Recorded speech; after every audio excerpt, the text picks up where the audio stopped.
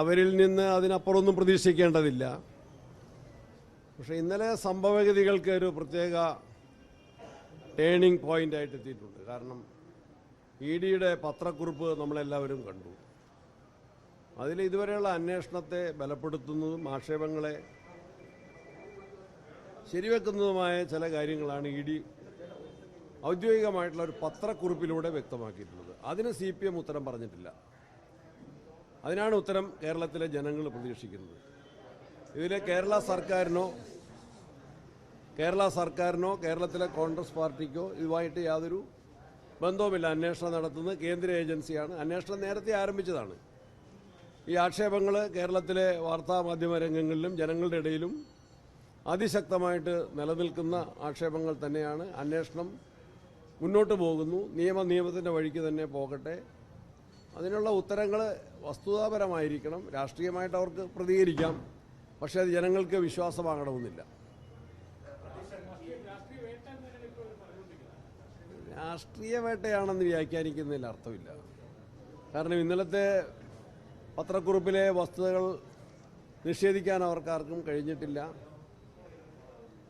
വീണ വിജയൻ അങ്ങനെ ഒരു രാഷ്ട്രീയ നേതാവല്ലല്ലോ.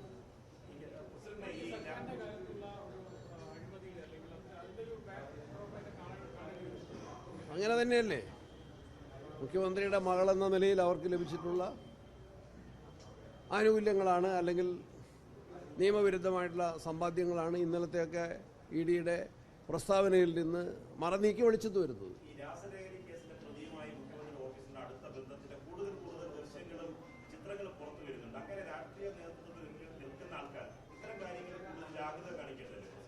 അതിപ്പോൾ നമുക്കെല്ലാവർക്കും വരുന്ന വിഷയം ഏത് പാർട്ടിയാണെങ്കിലും നമ്മളോട് പരിചയമുള്ളവരോ സുഹൃത്തുക്കളോ അല്ലെങ്കിൽ ഇപ്പോഴത്തെ ഒരു പ്രവണത ഒരു പരിചയമില്ലാത്തവരും വന്ന് ഫോട്ടോ എടുക്കും, ഓഫീസിൽ വരും.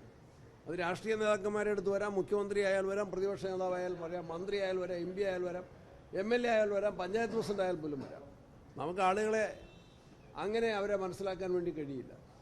ആ സമയത്ത് ഒരു സംഭവത്തിൽ നമ്മളെ പരിചയമുള്ളവരോ അല്ലെങ്കിൽ ഫോട്ടോ എടുത്തവരോ പിടിക്കപ്പെടുന്ന ഒരു സന്ദർഭം വരുമ്പോഴാണ് ആ യാഥാർത്ഥ്യം നമ്മൾ മനസ്സിലാക്കുന്നത്. അവരെ സഹായിക്കുന്ന യാതൊരു നിലപാടും കേരളത്തിലെ കോൺഗ്രസിൻ്റെ ഒരു മന്ത്രിയോ മുഖ്യമന്ത്രിയോ ഒരു പാർട്ടി ഘടകമോ സ്വീകരിക്കില്ല.